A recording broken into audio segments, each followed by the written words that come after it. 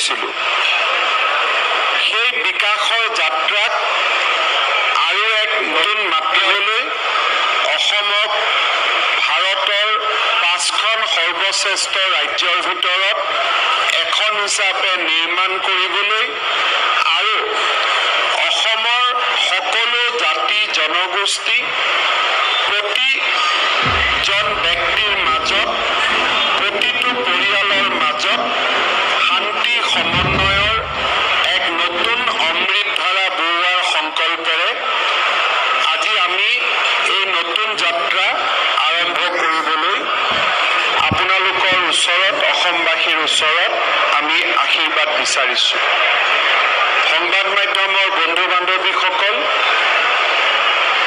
অহাকালি আমাৰ ৰাজ্য চৰকাৰৰ প্ৰথমখন কেবিনেটৰ বৈঠক অনুষ্ঠিত হ'ব আৰু স্বাভাৱিকতে সেই কেবিনেট বৈঠকত আমাৰ অসমৰ শেহতীয়া কোভিড পৰিস্থিতি আৰু ইয়াক মোকাবিলা কৰিবলৈ আমি যি প্ৰত্যাহ্বান গ্ৰহণ কৰিব লাগিব তাৰ বিষয়ে আমি আলাপ আলোচনা কৰিম।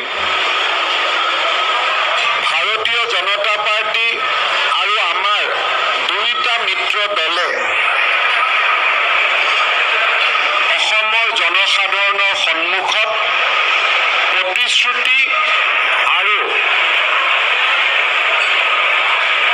সপোন যাক বাস্তৱত ৰূপায়িত কৰিব পাৰি তেনেকুৱা বিভিন্ন কথা ৰাইজৰ সন্মুখলৈ আমি নিৰ্বাচনৰ সময়ত লৈ গৈছিলোঁ।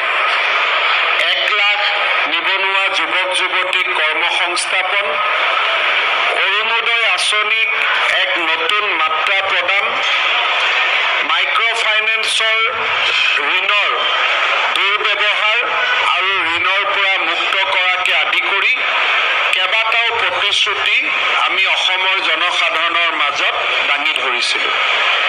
নিৰ্ধাৰিত সময়ৰ মাজত যাতে এই প্ৰতিশ্ৰুতিবোৰ আমি পালন কৰিব পাৰোঁ তাৰ বাবেও আমি নিশ্চিতভাৱে ব্যৱস্থা ল'ম আৰু আমি সময়ে সময়ে লৈ থকা সিদ্ধান্তসমূহ আপোনালোকক আমি অৱগত কৰিম। কোভিড পৰিৱেশ, আমাৰ নিৰ্বাচনী প্ৰতিশ্ৰুতি আৰু ইয়াৰ লগে লগে এখন বানমুক্ত অসমৰ, ফ্লাড ফ্ৰী আছাম, বানমুক্ত অসমৰ সপোনৰ কথাও আমি নিৰ্বাচনৰ সময়ত ৰাইজৰ আগত দাঙি ধৰিছিলোঁ। এই গোটেই দিশবিলাক আমি অহাকালিৰে পৰা আলোচনা কৰি নিৰ্ধাৰিত সময় সীমা সন্মুখত ৰাখি আমি আমাৰ কামত আগবাঢ়ি যাম।